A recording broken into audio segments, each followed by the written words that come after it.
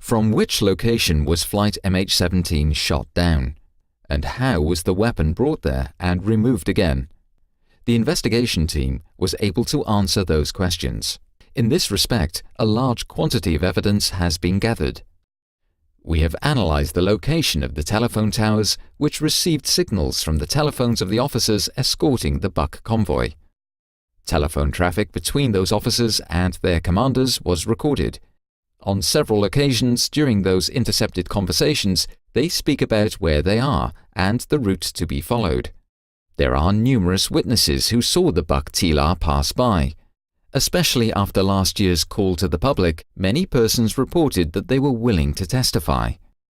The Buk Tila was photographed and filmed several times while being transported along that route. The photographs and video clips that the team found on social media were checked for authenticity. All telecom data and intercepted telephone calls that have been examined by the investigation team demonstrate that the Buk Tila was brought into the Ukraine from the Russian Federation. Subsequently, the weapon was transported in a convoy with separatists from eastern Ukraine to the final launch site. How did they proceed? Around 8 o'clock in the morning, a witness saw the convoy with the Buk Tila in Yenakiva. In the previous hours, the convoy had travelled along a certain route from the Russian border, as appears from telecom information, including the following intercepted telephone conversation. Алло. Алло. Ты где Алло, вообще Николай. сейчас? Ты одну Я сейчас... или две привез, скажи мне? Нет, одну, потому что там у них пошла непонятка, ни наш трал не перекинули сюда. Я понял. Грузили и своим ходом пригнали. Смотри, ты ее не этот... Она своим ходом пришла или на трале? Перешла через полоску. А сейчас ты привез ее на трале, да? Да. Значит, смотри, ты ее никуда не этот самый. Сейчас я скажу, куда ей выдвигаться, она вместе с танками Востока пойдет, ясно, да? Алло. Ага. Алло, Сейчас. понял. Будь на связи. Хорошо, все, ага.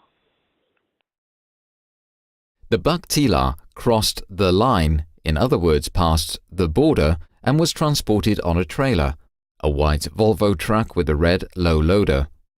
On several photographs and videos that we found on social media and otherwise, the Volvo can be seen bearing the Buk Tila with anti-aircraft missiles under a camouflage net.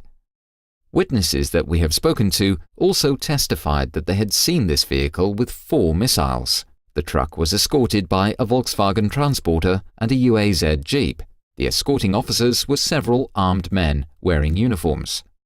In Donetsk, the convoy stopped for some time at 2 locations. First at a crossing, and later on, after the convoy had turned around, it stood still on a strip at the side of the Makivka highway. In Donetsk, the convoy was seen by many witnesses, and also frequent reports about this convoy appeared in social media. Paris Match published a photograph of the convoy in Donetsk in its magazine. This photograph was a so-called still from a video. In the meantime, the investigation team has obtained the original video footage of the transport in Donetsk.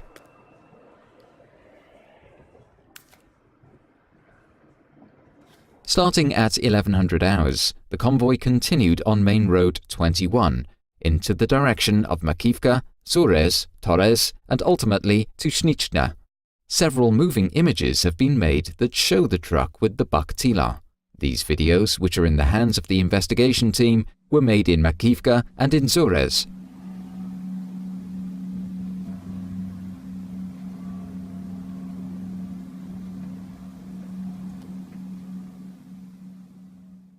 In Torres, the convoy was also seen multiple times, of which the investigation team has managed to obtain new images clearly showing the Buk Tila and the escorting vehicles.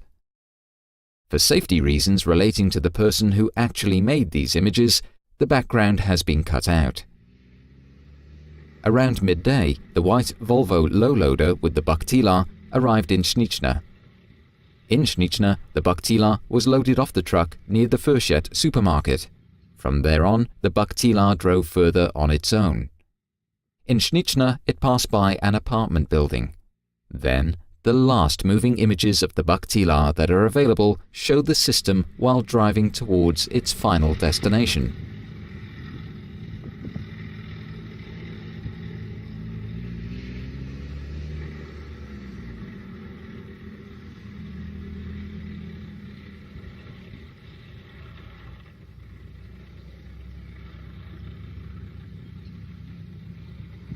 This final destination is farmland near Pervomaisky.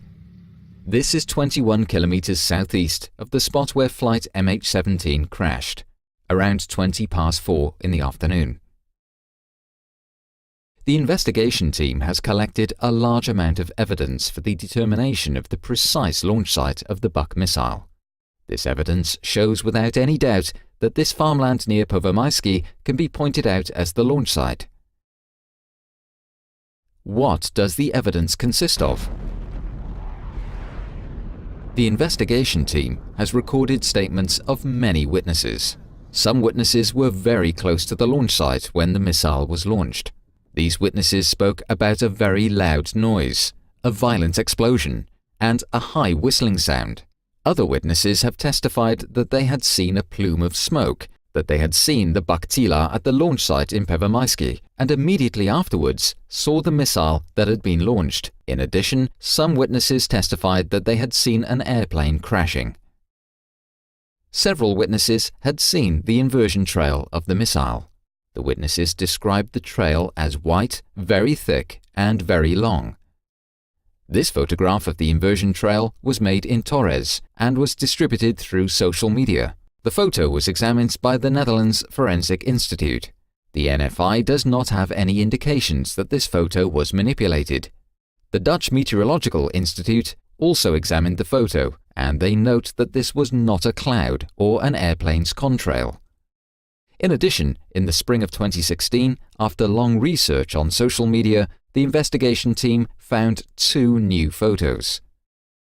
Since it is difficult to see the inversion trail on the photographs, we show you the photos with a filter. An analysis of visibility lines was made of the first photo and the statements of witnesses, the direction in which the witness was looking when he or she saw or photographed the trail.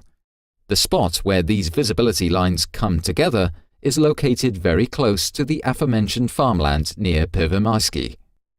There are also intercepted telephone conversations which refer to the launch location, among which the following conversation. Далее.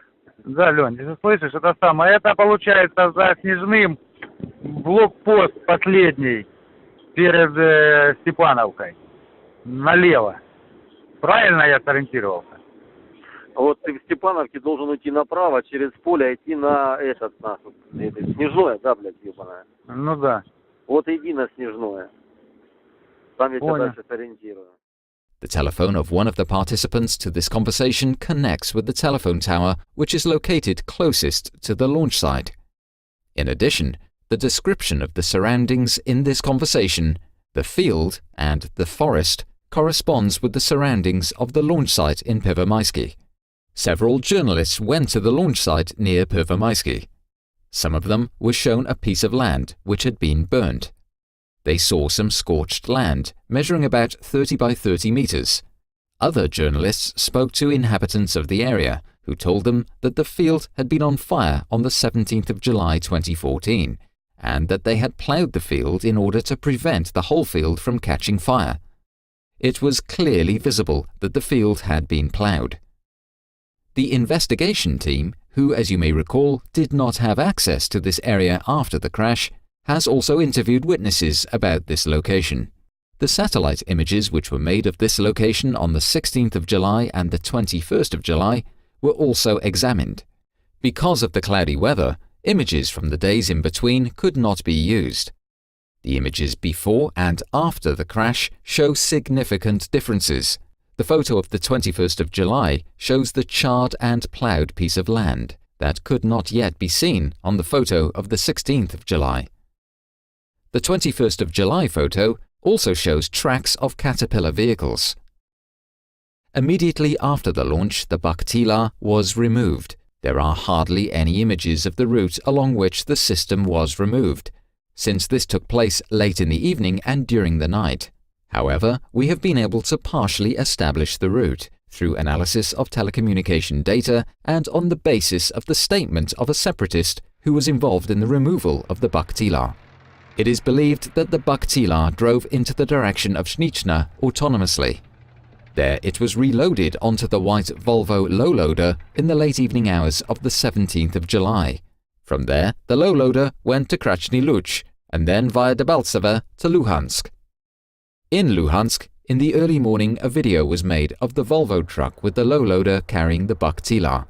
One can see that at this point in time, there are only 3 missiles on the installation. From there, the transport moved on to the Russian border and then crossed that border. The JIT has intercepted telephone conversations which took place in the morning of the 18th of July 2014. These conversations demonstrate that at that moment, the Buk was already back in the Russian Federation. Они довели до перекрестка машину, оставили. Пацаны пошли дальше сами. Так. Все, машина ушла туда, куда надо. И дошла нормально все. Так я Там понял. просто начались непонятные звонки от 10 человек. А какие 10? Ну, на его номер начали звонить разные люди, представляться, что то один, то второй, то третий, то четвертый. То он говорит, я уже заеб... говорит, потом, говорит, сам Стрелков начал звонить. Ну, Представился. и он взял, выключил телефон, блядь, и пиздец, блядь. И мы не знаем, где машина вообще. Пиздец. Машина в России. Ну, блядь, вчера, говорю, блядь, мы не знаем ночью, блядь. Я вернулся только, блядь, там все нормально было. Ему позвонило 8 человек разных, блядь. Он передал машину, ему разные, блядь, звонят, блядь, 8 человек, блядь. Он поэтому телефон и выключил, блядь. Никуда назад он ее не вел, нихуя. Так доложить о том, что произошло, вы могли мне? А Где что докладывать, Где блядь? сейчас пока... машина? Машина уже давно в России находится. Он ее сразу передал, блядь, машину тем, кто встречал, Кому? блядь. Кому? А?